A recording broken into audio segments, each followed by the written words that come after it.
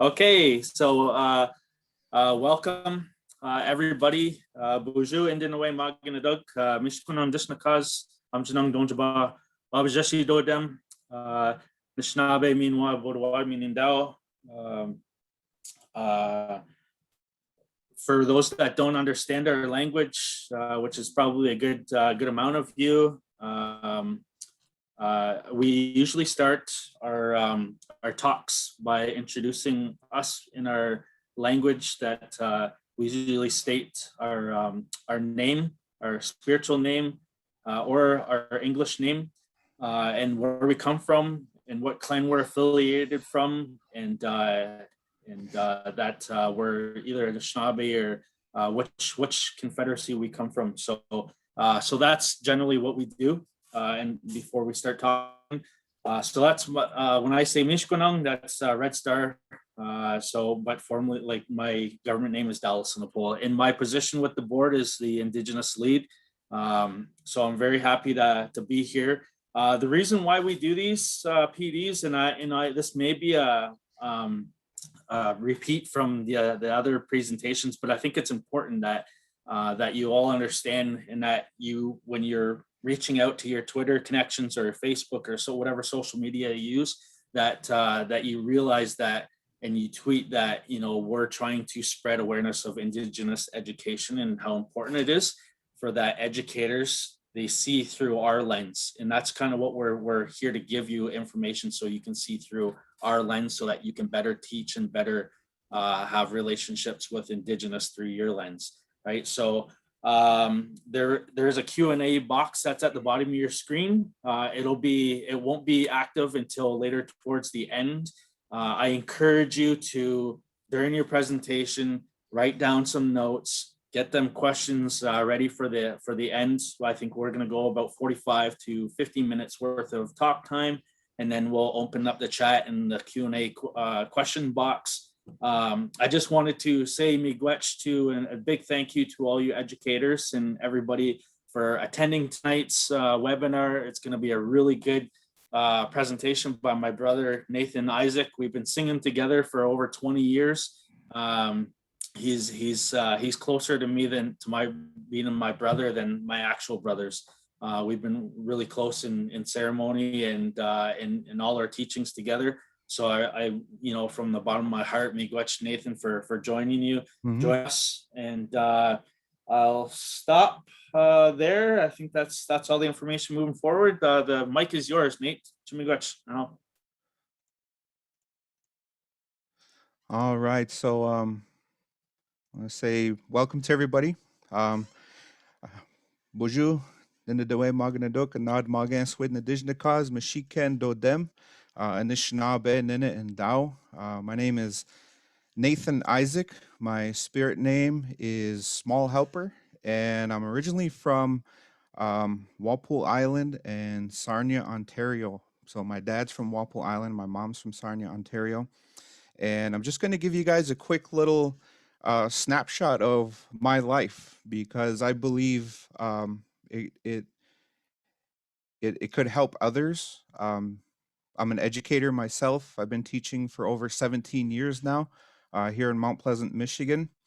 And I use my life experiences and the things I've gained along the way to help others, young learners, through their life. So this is resilience through culture. First of all, what we're going to go through is a little bit of my family background, my educational background, and we're going to talk about the powwow drum, because that was instrumental in my life and what kind of guided me through life. And then we're going to talk about breaking the cycle, and I'll have some time for Q&A at the end. So my family background, like I said, my dad's side of the family is Walpole Island, Bekejunung, Ontario, which is about not far from Sarnia, about 30 minutes down the river. But I grew up in a very cultural family. We went to powwows, we went to ceremonies, and I was very fortunate to have two great grandmothers who were fluent in Anishinaabemowin speakers that spoke our language, and one grandfather who is still with us today. My two great grandmothers have passed on. So we have our one fluent speaker left in our family, our grandfather, Eric Isaac, and he lives on Walpole Island. Um, I grew up hunting, fishing, um, you know, living on Walpole. It's beautiful territory with plenty of fish and, wild game. And I really, really loved that part of my young childhood growing up. Um, but it wasn't always, good, and it wasn't always happy sometimes. In my family, in my home, there was alcohol use by my father, and my mother and father would often have confrontations, about the alcohol use, and um, those were, as a young person, young child growing up, and hearing your parents argue and fight, it was traumatic, so that trauma that is kind of carried through our lives is there. And we're not the only family that experienced this. So and we could take that all the way back to the boarding school era, the historical trauma and the things that happened there. My grandfather, who Eric Isaac, who is our fluent speaker, he did attend boarding school. And one thing he told me that whenever I need to, you know, extend my learning in our Anishinaabe language, one thing that really stuck out to me was he said that no matter how hard they try, they couldn't beat the language out of him. So he experienced those traumas and things going through residential school also. Um, but yeah, other than that, we grew up really close to our cousins, our uncles. We didn't live too far on Walpole Island. We kind of all lived in almost the same neighborhood. At one point, we all lived in the same house. My grandpa's house. We had three different families living in there. So my educational background, I went to school, Walpole Island Day School, and I attended K through fifth grade there at the Walpole Island Day School. For those of you that don't know where Walpole Island is, it's just west of Wallaceburg, south of Sarnia, right along the St. Clair River. We had language and cultural classes in school, so I was always exposed to our Anishinaabe language, our Chippewa Ojibwe language. Um, we had a large family in school. I had a lot of cousins and my two siblings at the time. We attended the day school. My younger sibling, sister Jessica, um, was born before we left the Walpole Island Day School, uh, or after, sorry. Um, all native student population at the school that I could remember. So, playing with other Anishinaabe students in the school was different. Our our norms in school were different. The way we played was different. There was actually even a small wooded lot that was part of the playground, and that's where I like to play. Was around through there, through the trees and the trails and things that used to be there. I'm sure the landscape there has changed now since I've been there, but um, remember a lot of good times with my family, my cousins, attending the school there. Um, through fifth grade was when my parents divorced. I guess the alcohol use and things like that got the best of them. My mother was not a user of alcohol or any other substances. And she made the decision to move us away from Walpole Island and away from my dad, who was struggling at the time with alcohol use. And we moved to Sarnia, and this was my introduction to public school. Was Hannah Memorial Public School, and it was a huge change for me and my siblings. Um, going from an all native population to just us being there. And I remember that time, experiencing some trauma just from that change from going from our home school to a public school where we didn't know anybody, didn't know any of the teachers, didn't have any friends, and moving to city life rather than living life on a reservation, on a reserve. So it was a big change for us. And my mom and my three siblings, we stayed at the women's interval home, which wasn't too far from the Hannah Memorial Public School. It was just down the street. So, we used to catch the bus to school on Walpole, and now we're walking to school down the city streets and navigating our way through traffic and street crossings and things like that. So it was a big change for us. Um, After fifth grade, we moved to a different location in town, and we moved schools too. So we then started attending the Queen Elizabeth II School. I don't know how many of you are familiar with that school, but that's where we went to school, and I attended there from sixth grade to high school, I believe. And like I said, we relocated from the women's interval home and we moved right down on Kathleen Ave. And I do believe that this is the only image I could find on Google, you guys. And it happens to be a crime scene happening on Kathleen Ave there. So I know this street has a reputation, for not being one of the best streets in Sarnia, but that's where we lived. That's where we found a place to live. And it was actually, if you see that kind of second level apartment there with the white wall, we lived in a set of apartments that looked like that. I don't know if it was that set, but it was, they all kind of looked the same down there on Kathleen. And it was in one of those homes right there, or apartments. And at that time, we were struggling. My brothers, my sister, my mom. We were just trying to make this new life happen. Here in Sarnia, Ontario, and it was difficult for us. We missed our home, missed our grandparents, missed our cousins. We missed the homelands, and we're here in Sarnia. It was a traumatic time for us, and at that time, I remember feeling kind of lost. Like it trying to adapt to this new way of life, and it was difficult. But the one good thing is that we had a clean home now. We didn't have any substances or any alcohol use in our home. My mom made a big change for us. She had that strength and that courage to step away from all that and start a new life for us. So that's where we started. It was right there on Kathleen Ave. And it was at that time when my youngest brother, Matt Isaac, and he was young at that time. I think he was maybe 7 years old at that time. And he was down in the basement of that apartment there. And we could hear down in the basement, just like a thud, like toot, toot, toot, toot, toot, toot, just kind of banging away on something, like he was building something with a hammer. He was just banging away on something. And I went downstairs to go and see, what the heck's he doing, making all that noise down there. So I went downstairs in the basement. And he had a little chair set up, and then he had a little trash can tipped over upside down. So the bottom end of the trash can was up, and he had three little sticks, and he wrapped tape around the end. And he was down there and he was drumming on that trash can.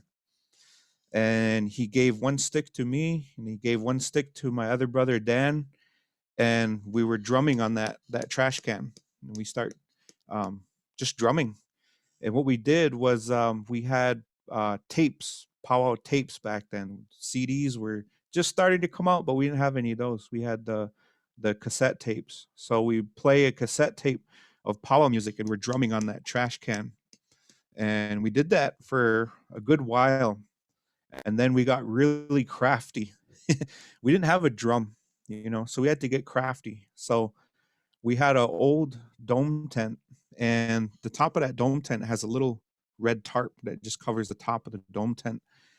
We took one of those and we wrapped it around a laundry basket. Around laundry basket, we tied the bottom off as tight as we could, stretched that dome tent over that laundry basket, and then we shoved it down inside one of the matching baskets, and it fit just right in there. So we had this laundry basket with a tarp on top, and it was all tied together as tight as we could, and that was our drum. That was our dewey gun.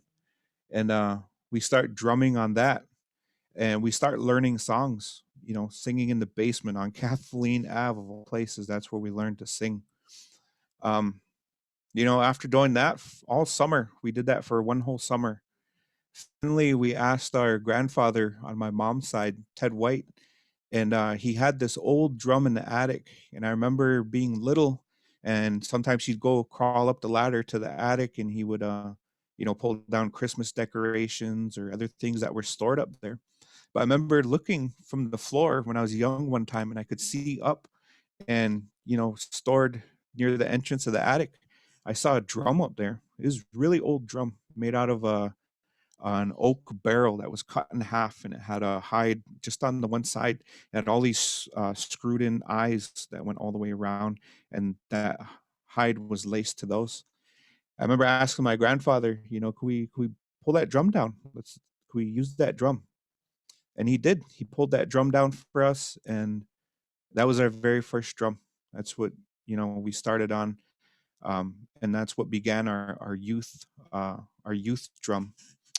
But that was our introduction to the dewe gun, the drum.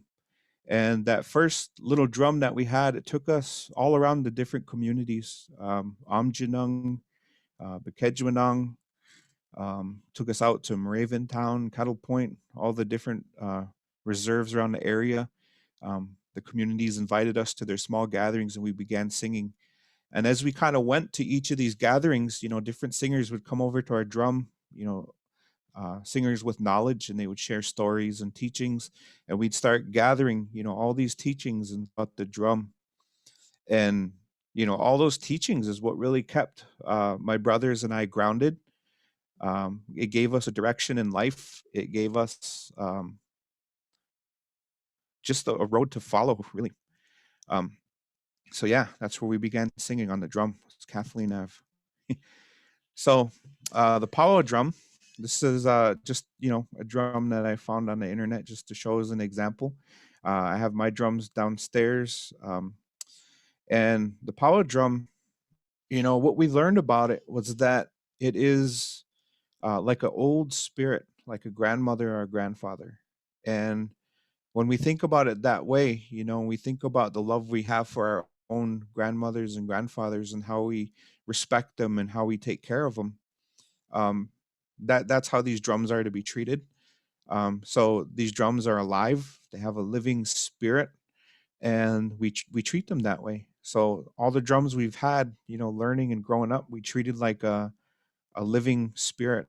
Um, we even have ceremonies where we feed our drum. We have drum feasts, special songs that we sing on them that are um, just for our own personal drums, or protocol songs and drums. So the way the drum really did give us a way of life to follow. And one teaching we were told about the drum was that if you take care of it, it will take care of you. Very simple teaching. So we did our best to take care of our drum. We always had it wrapped up. We always put it in a safe place. And my drums here at my home now, I keep them right in my living room, and they're part of our family. My children are always around them. They're playing with them. Sometimes they go up and they greet the drum. So they're part of our everyday life. So they're parts of our family. Um, so we have a lot of respect for them. Um, After graduating Queen Elizabeth School and going into high school, I went to St. Clair Secondary School, and my brothers and I, we continued practicing singing. We went to more and more community events to sing. Somewhere along the way, we picked up Dallas there too. So Dallas became part of our singing group. And like he said, just before we started, we're really close. And that was the drum that provided that for us. It's like our drum brings new people into our lives, brings the people that we need in our lives too.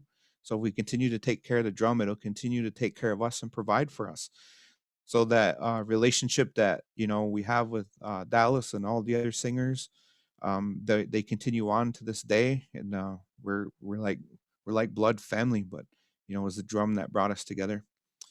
After graduating high school, I did spend a little time um, trying to figure out what I was doing with my life, because I still didn't really know what I wanted to do as a profession.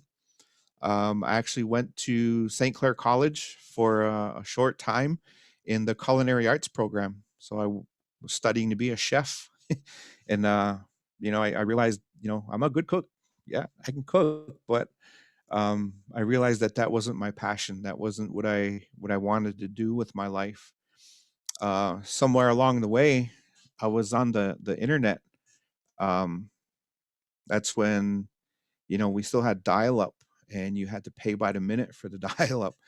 And I was on the internet, and I found this site on Yahoo called Yahoo Chat. And I don't know if any of you remember it, but that was like the very first, uh, my very first experience with chatting online, just random people online. And there was this room called Yahoo Indigenous Chat.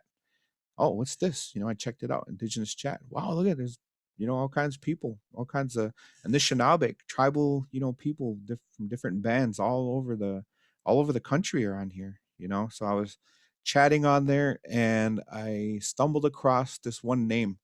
Back then, the name was Indian Eyes, and I start chatting with this individual, and I did not realize at the time that she would become my wife. So that's where we met. And I moved to Mount Pleasant, Michigan after meeting her, and we began a life together. And this next section, this is where we kind of go into what I call breaking the cycle.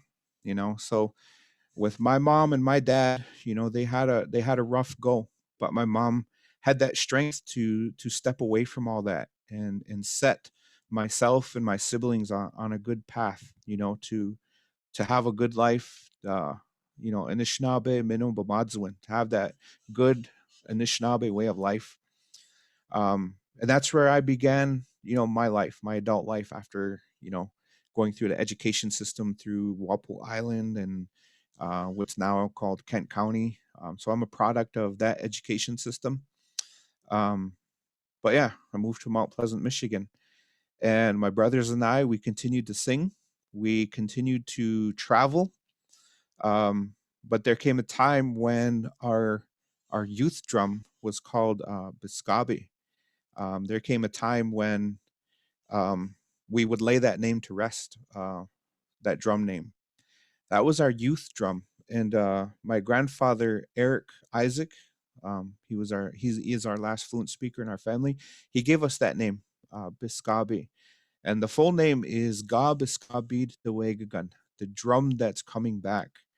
And he thought of that name, um, and I think he had a vision about that name. And I remember him telling me, he's like, "Wow, what if one of these drums they come back, like kind of from the spiritual world? Maybe it's coming back from there." So that's the name he gave us, was Biscabi. And we traveled with that name, locally for a little while, but um, me being the eldest of the drum of all my cousins and brothers at the drum there, I grew up. I met my my future wife there, and I started my life here in Mount Pleasant, Michigan, and had my first son. And I kind of end up being distant from the drum.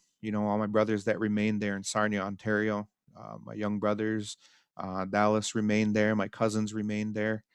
um, these are an image from 2003, and there's Dallas in the middle there, myself in the middle, and then I got my two brothers on the right side there, and the other two on the left side of the picture are my two cousins. But that was, our core group of singers that we started with, and I really can't stress or thank enough the drum and the relationship that I have with my brothers here. We really took pride in being a drug and alcohol free singing group. We wanted to be role models for other young people, even though we were young ourselves back then when we first started. We wanted to be, role models for even younger singers than us to pick up a drumstick and start. Because I believe that's what kept us on a good path, and it taught us a lot. Um, so let's see what I got next. Okay, so after spending some time traveling and learning and um, trying different things, a job position opened up here in Mount Pleasant, Michigan, right here within the tribe here. The tribe here is called the Saginaw Chippewa Indian, um, the Saginaw Chippewa Indian tribe, and they have their own school here.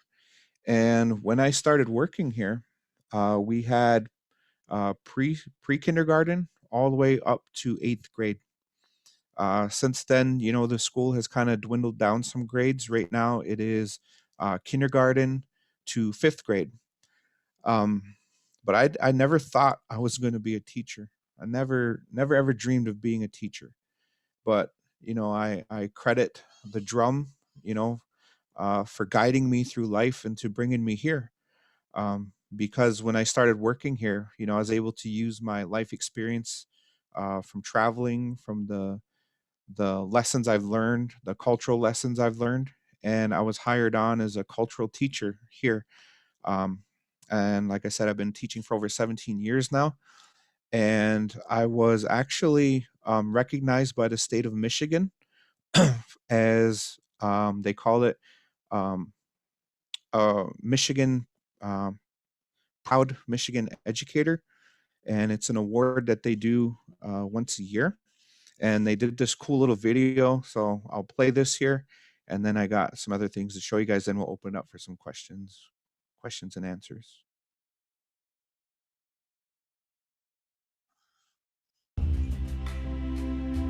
I was told that a long time ago by an elder is that I was a leader of young people. What I thought was, oh, yeah, I'm the oldest sibling of my brothers and sisters. But when I came here, then those words really made sense because it's just something that I really enjoyed. I was searching everywhere else for an employment path, but I don't even really call it employment because it's more of a life path. The Saginaw Chippewa Academy is a really unique and special school because of teachers like Mr. Isaac.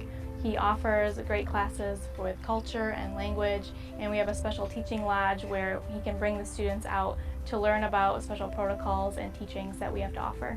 Martine has learned so much from his culture teacher. Every day he comes home, he's excited about the culture. Anything that they have taught him here is wonderful. When I come in, we'll go over the calendar in Anishinaabe one, and then I also give them stories about how different things came to be. Mr. Isaac gives the students opportunities to share the things they have taken from his stories. He really wants to hear what they have to say, and Mr. Isaac gives the children their voice. He treats our children as individuals. He empowers them to have a voice. Things that I've learned from my elders and elders of different communities, that's what I share with our students, and trying to show them a doorway to a stable life of being in the Anishinaabe.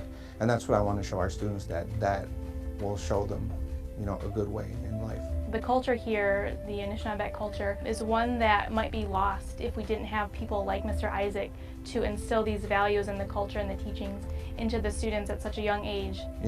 My children are from this community, and I want to help establish, something here that they can have, something that their children can have. So I just want it to be a good place for them to learn who they are. My name is Nathan Isaac, and I'm a proud Michigan educator.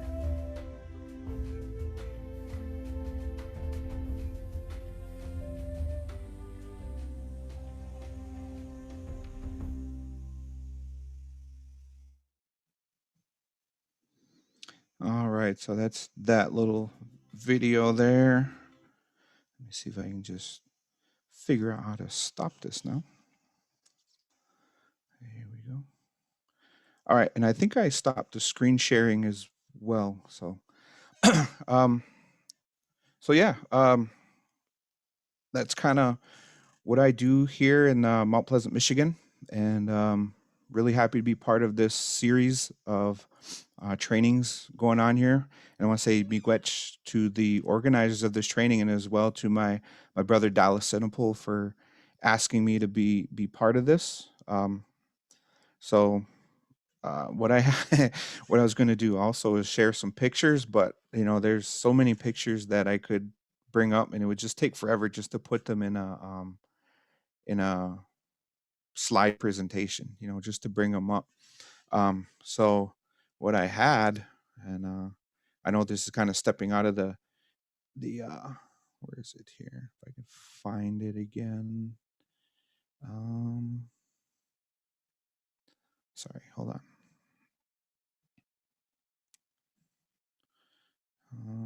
Okay.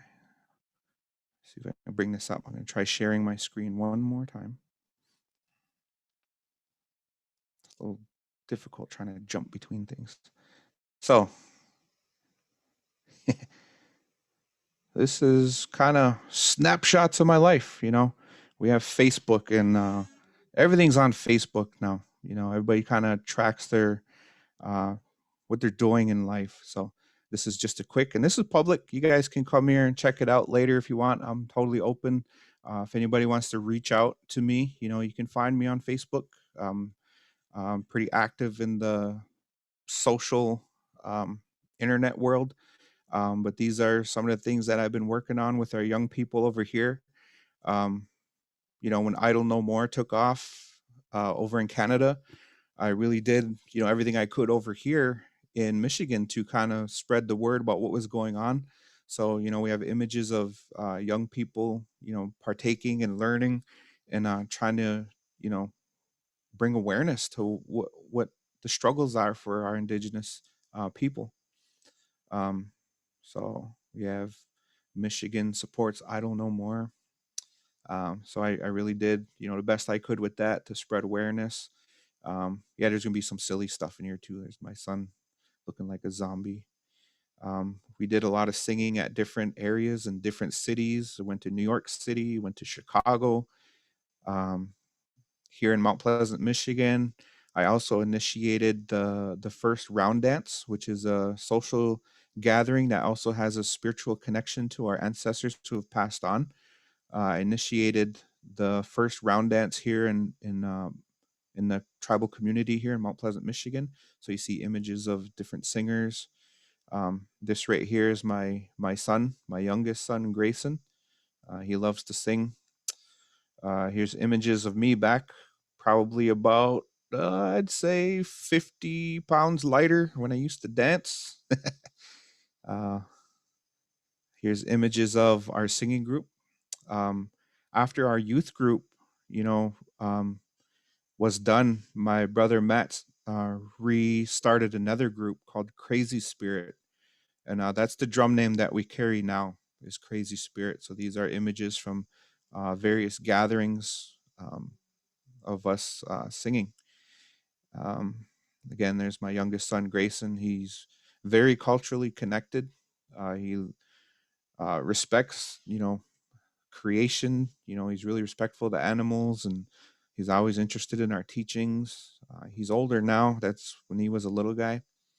My brothers and I competed at the Gathering of Nations powwow, which is said to be the one of the Turtle Island's biggest powwows, and we were fortunate to take third place in the hand drum contest there at the world class singing competitions.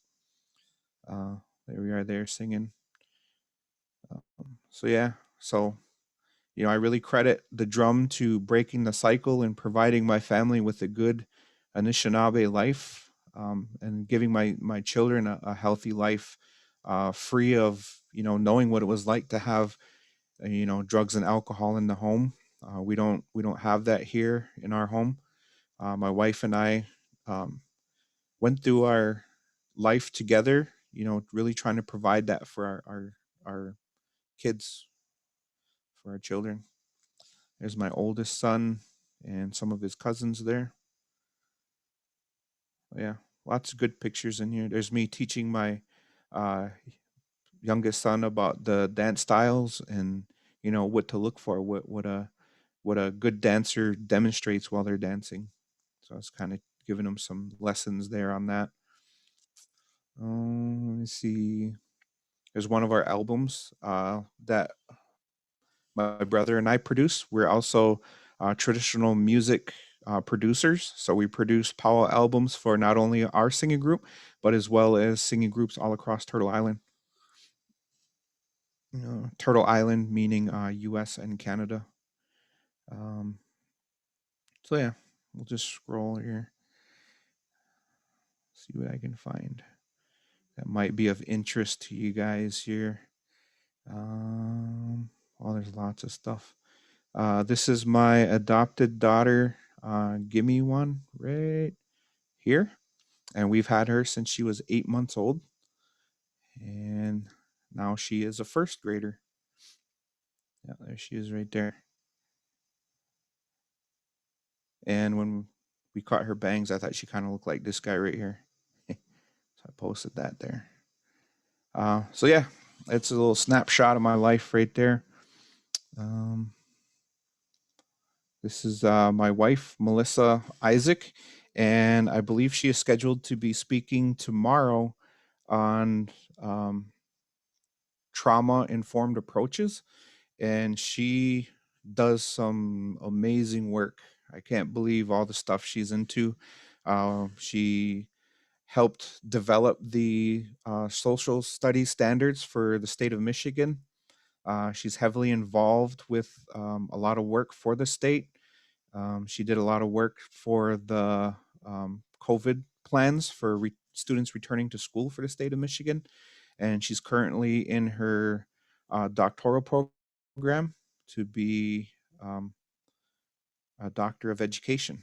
So she's a very busy lady, and right now she's at work doing a lot of that kind of stuff. So make sure you guys check it out tomorrow.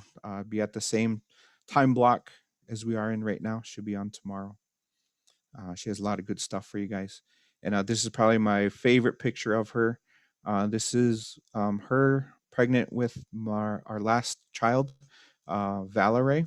She's carrying our daughter, and I have one daughter that is born to me, and she's like my most very special little gift. So that's my favorite picture of my wife there.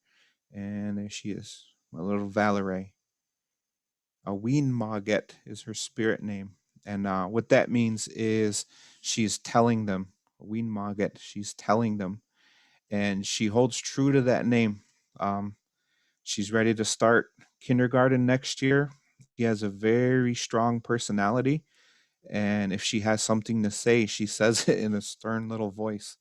So her name is true to her spirit, Ween Maget. So yeah. Lots of stuff. So you guys can look me up on Facebook, and you can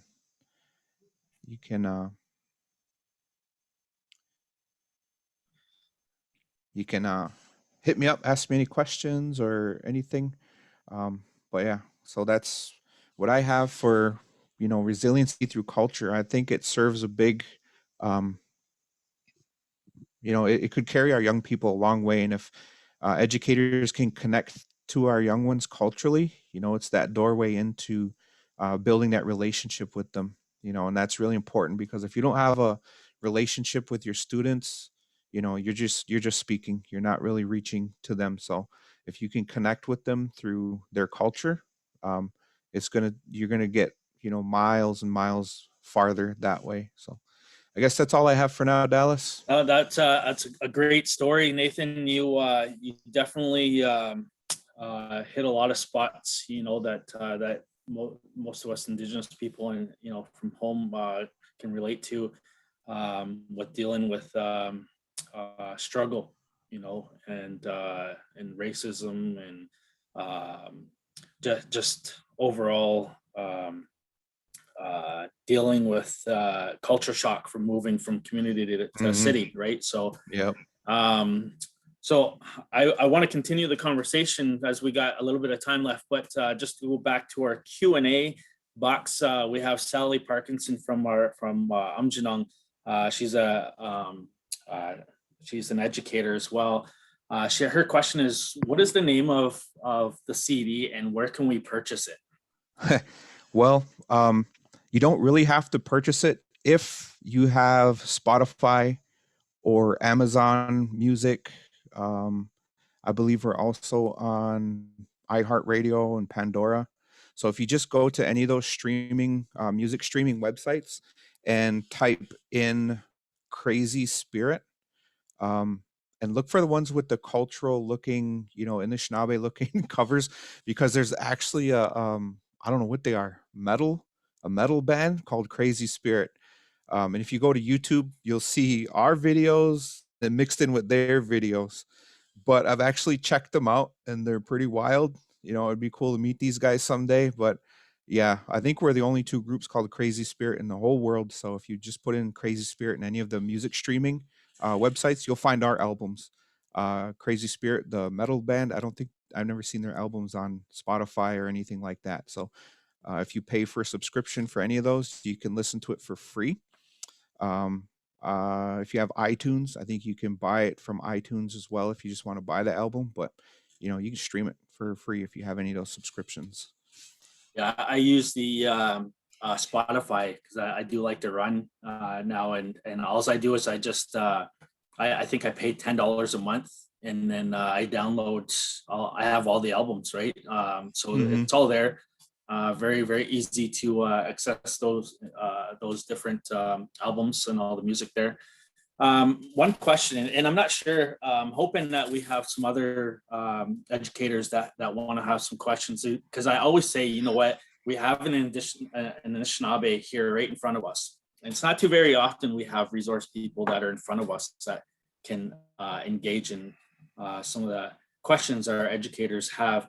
I'm urged that our educators, ask the questions while we have Nathan on the line right now. But my question for you, Nathan, is we both work in education. We're from the same community. Where you're at right now, you're with the Mount Pleasant community and Mhm. SAG Chip Academy, I think that's what he called it. Yep. That's a community-based school from K to 8. We don't have one here, right? So we have in our community, we have a daycare that is our school from daycare to SK. Mhm. What do you, I guess, do you think that that the children from your school have a different impact on learning compared to we do in our public school system? And what do you think that the difference is there growing up for Mhm. those people in your community? Um, well, one thing I do know is that when we were in public school in Sarnia, going through the public school system there, a lot of the stuff we learned was surface culture. So powwows, beadwork, the fair foods or powwow foods that we have. It was really surface culture, and it didn't really dig too deep into like our spiritual culture, our ways of living, that kind of stuff. And with our school here, it is totally funded by the tribe here. So the payroll is all through the tribe, everything, it's all paid for by the tribe. So that kind of disconnects us from the rules that we need to follow from the other schools here in the state. So behind our school, in that video that I showed, it showed images of our teaching lodge. I think we might be one of the only schools that have a teaching lodge like that, that our students attend weekly. And what we do there is, our tobacco offerings. We have a little gathering every start of the week. They come in, they offer their tobacco. We have songs that myself and my coworkers composed just for our teaching lodge, and the songs that talk about, being thankful for the day, ready to learn everything we're ready to learn, thanking the four directions. We have four directions song. Um, and we didn't really want to bring in songs from other lodges because there's other teaching lodges, there's the Meday Lodge, there's all these other teaching lodges, but um we just wanted to keep it, just show our students something that is can connect them, so that when they do go to these other lodges, if they choose to initiate into these other lodges and teaching lodges, that they'll have a understanding of sema, how important it is, where it came from. And that really does have an impact. Since I've been working here, I've seen the community change. I've seen the kids, the younger generation, really step up in the community. And right now, I think it was, they have a walk happening, and it's to bring healing to the community. So this is a group of young people that, for the past few weeks, have been walking from the boarding school, which is right here in Mount Pleasant. That's where my great grandmother attended, and she lived on Walpole. And somehow they sent her from Walpole Island here to Mount Pleasant, Michigan, to the boarding school here. So they walked from that boarding school to kind of signify that that was a stem from, all the trauma and, the dysfunctions that we see in the community today. It's because of the boarding school and the historical trauma. So since working here, really trying to put forth the effort to bring ceremonies and round dance and powwow and teach and all that stuff. Now we have young people that are doing this. They call it a medicine walk, and they're actually walking with smudge from the boarding school to the reservation, and they're walking around the different neighborhoods of the reserve just to smudge everybody in the whole community. And my nephew, your nephew, Caden, he's one of the singers, and they're walking down the street, singing along with some other singers. And the young lady that organized this, she's walking with the smudge can, and it was a youth initiated, a youth initiated, I would call it a ceremony, because that's what they're doing. So, and they're doing that to bring healing, healing from, the alcoholism, the drug use, and all that stuff. So, yeah, change is happening, and I believe it is, because of the school system that we have established right here in the community. Wow, that's tremendous, and what a spiritual connection and an impact on those young folks' lives with being able to establish uh, that history, and kind of where they're going in the future, and kind of how they can change that cycle themselves, right? Yeah, Because it's not just us as this generation. We're teaching them to break the cycle and at such an early age. So kudos to you yeah, academy, yeah. right? So Yeah, and it's not just me, we have a lot of yep. people in the community, a lot of programming. So I'm just one small part of it, and I'm really, really happy to be part of it, because my kids are going to see the changes and be part of that change as well. So That's it's amazing. it's been good. Good. So Sally has another comment there. She said, you mentioned leaving Bikejwanon and going to school at LKDSB school in Sarnia.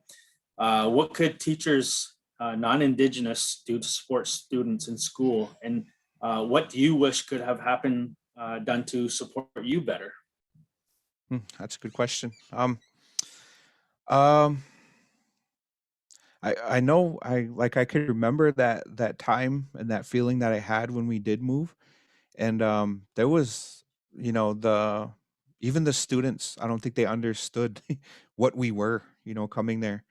I remember sitting on the bike rack by Hannah, Memorial Public School. There is one of our first days of school, and my dad, and my uncles, they sang powwow drum. I grew up listening to them, and I wasn't really a singer so much at that early of an age, but I remember sitting on the bike rack just trying to sing something. I was singing a song, and then this girl came over, and she's like, "Are you okay?" She thought I was crying because she'd never heard like indigenous singing before. I said, "No, I'm fine. We're okay."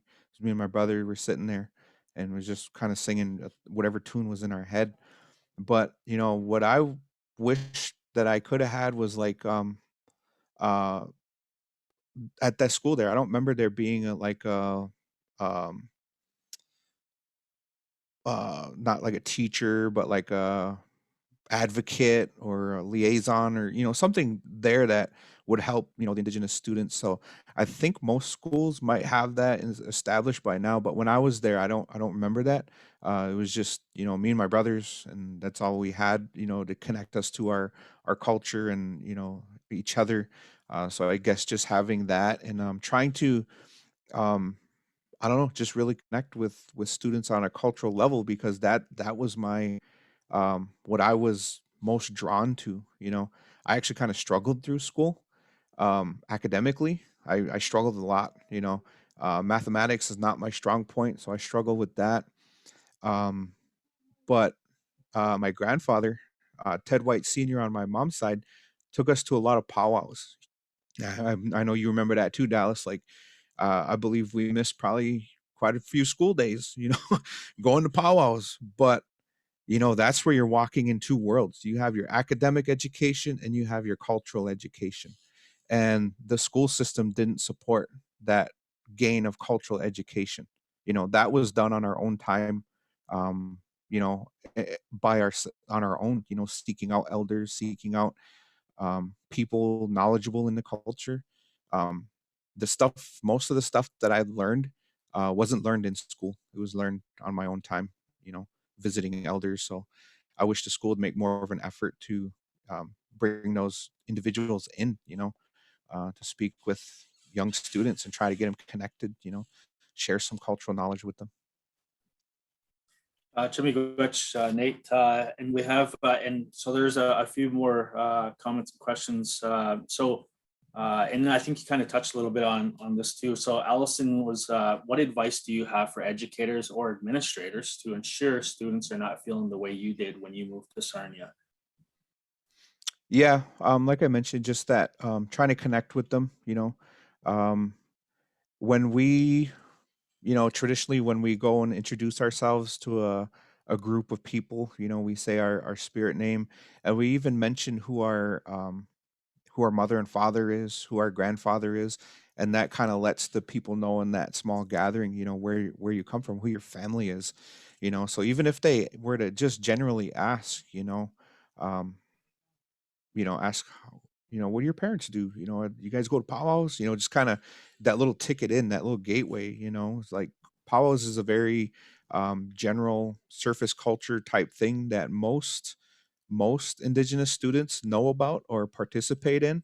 So that's kind of like a point of entry, to kind of get students talking. Myself, I was very quiet. I didn't say much at all. I barely raised my hand in class. High school, I really stuck to myself. When my brother made it to high school, we just stuck together. We didn't really do too much of the extracurricular stuff. Our extracurricular stuff was let's get home and sing. Let's go let's go to powwow. Stuff like that, and that's what we spent most of our time doing. So, I think if teachers could just really try to connect, use the surface culture stuff as that point of entry would be good.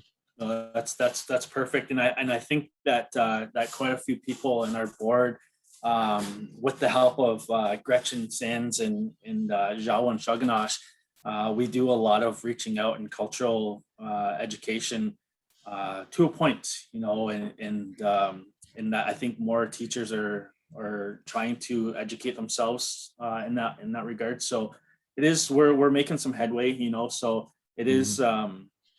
It is something that we're starting to do more now than ever, right? So, Jeremy Gower, hi Dallas. Question for Nathan: are there specific ways, things that we could do to support and engage Indigenous students in secondary schools? Thinking about activities or different learning, and I think that you touched on this because they're all similar. But for me, and you'll have the same insight. With regards to culture, there has to be dollars that we can allocate towards different things like your learning lodge at school, so that education is not just about the four walls and the rows inside the classroom, but it's about that learning outside the classroom in our lodge and having those specific cultural teachings taught to them so that they can make a connection from home to school. Because if we don't do that, then we're not whole as Anishinaabe, right? So, and that's my perspective, and I know the question's for you, but I think that we always share similar thoughts, right? So, yeah, that's a good way to answer that one. I think we have a few more minutes. So if there's anybody else that have any questions, now's the time to ask, and maybe any kind of questions. I always say that we don't want to ask questions that maybe they're misappropriate, or what do you call that, misappropriation, those kinds of things, and dealing with like logos and all that kind of different things that we talk about in classrooms. Teachers, we're always asking you, what are your thoughts on mascots and logos, and I mean, we're always looking for those type of answers. Nathan, what are your thoughts on with the mascots and logos of the teams and whatnot? Yeah. Well, like that's just the um, the topic of like cultural sensitivity, right? Like I know like schools, tribal schools, they'll choose um different mascots or logos, but they're never like of people. It'd be like of animals and things like that, but have a cultural design to it. And I believe that's appropriate.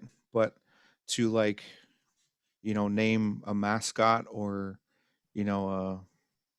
after like a tribe, a group of people, that's a huge struggle, and we have that struggle happening right here in the state, schools that do have, their teams named after, a group of indigenous people. And it does a lot of damage, and not a lot of people see or understand how that is damaging to indigenous youth. It's hard for some people to comprehend it, and it gets pretty heated. Like the debates get pretty heated, you know. So it needs to be done strategically, I guess.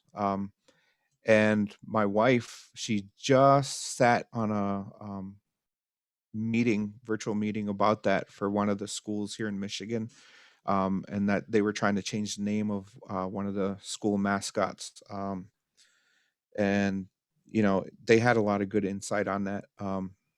She's way more eloquent than I am. Also, her personality is quite strong, so she was able to like relay that message, but under in an understanding way. But it was very firm.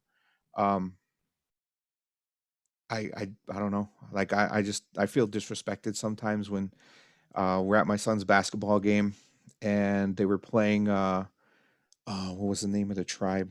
I think it was like the Iroquois or something like that. And then the coach yells out for one of the special plays or something, tomahawk, tomahawk. Like that was one of the names. Like really? Like come on, guy. you know, um, it's like it doesn't have to always be like that. And just to say like, well, we're honoring the tribes. Like it's you're damaging the way our youth perceive themselves and um, making them less of a like a real person. It just makes us look like we're not real or we're a thing of the past, and all those types of things. So, man, if my wife was here, she would take you guys on a whole other trip on that whole subject right now. But yeah, let's not get her She's started. very passionate. Yeah, She's yeah. super, super smart and very, very passionate about who we are as Nishnabek. And, I think that, when she's on, it's going to be, a different conversation and something that for our educators to log on and tune in, because it's going to be amazing talks. Yeah. As yours is, Nathan. It's important for us to see, aside from our presenters, people that are in just different capacities. Like when you tell your personal story, this is the same story as the children that are coming into our schools, into our Mhm. public schools, or elementary and secondary, that the teachers don't understand. So when you're telling your story, they can have a better grasp on kind of what to look out for and what to acknowledge, right? So Mhm. that's really good. I guess we have a program that's initiated in Ontario called the NBE program, and it is it's like an English class that has a spin-off of Indigenous content with Indigenous authors and whatnot. So I'm not sure if they have that in Michigan, like any kind of program similar to that, but it's a really, really good initiative. Throughout high school, it's a mandatory course where Oh, once you nice. turn grade 11, you have to take it, right? So it's something that's really good. And I'm just wondering, maybe because Michigan is heavily, like, there's a lot of Indigenous people in different schools there. Do they have different initiatives like that there? Yeah, there's a lot of stuff. Finally, it seems like within the last decade here, like things have really started to pick up, just becoming more visible in society. You know, it's a big movement that's happening finally. Whereas before we were kind of just like kind of behind the scenes, you know, the social studies standards for, you know, the Native American part of the social studies was very outdated. We've had people trying to, you know, update that and make it more accurate for a very long time. And it just seemed just in the past year that they finally, you know, made some headway on that.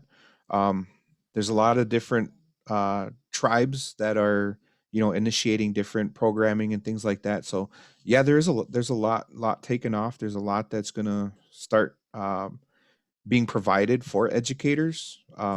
I know here in Mount Pleasant, the public schools here, they were also given a curriculum to teach about the boarding school that is right here in the community or within the city of Mount Pleasant. Right now, the tribe of Michigan is now caretakers of that property. And we go there and we do ceremony every year to teach about it to, you know, public schools, public educators, but as well as to teach our people, you know, about that historical trauma and to kind of shed some light because, you know, there are a lot of people struggling and they don't know why, you know, why is life so difficult? Why is, you know, things, it all stems, there's a root to it, you know, and if we can acknowledge that and learn from it and move on and heal from it, that's the best way to do it. So yeah, we do a lot of work and there's a lot of things coming. Good, good, right on. That's really good to hear that we're, you know, we're in finally we're 2021 and we're actually getting things right for, you know, for once, you know, and not just about Indigenous issues and it's, you know, about all humans in this world. So it's good to know that that we have that moving forward. Yeah. Your cousin Robin says, "Great to hear you speak, Nay. Good message today," and Oh, I have to agree. You know, and Chimigwech for being on with us today and sharing your story and your resilience through culture, because I think it speaks to a lot of students that are in our school board right now currently. So Chimigwech for being with us tonight. Thank you all to the educators that are here on the call tonight and that are listening to Nathan's story. I just want to let all you guys know to look out for tonight's speakers at 7 o'clock. We have Jody Williams and Nancy Rowe, and their topic is how non-Indigenous teachers can effectively and responsibly teach Indigenous students. So that's going to be a really good one tonight. Also, we're very, very fortunate to have such a lineup of presenters. So again, yeah. brother, Miigwech, Yeah. No. okay, and take care. Yep. Pamopin.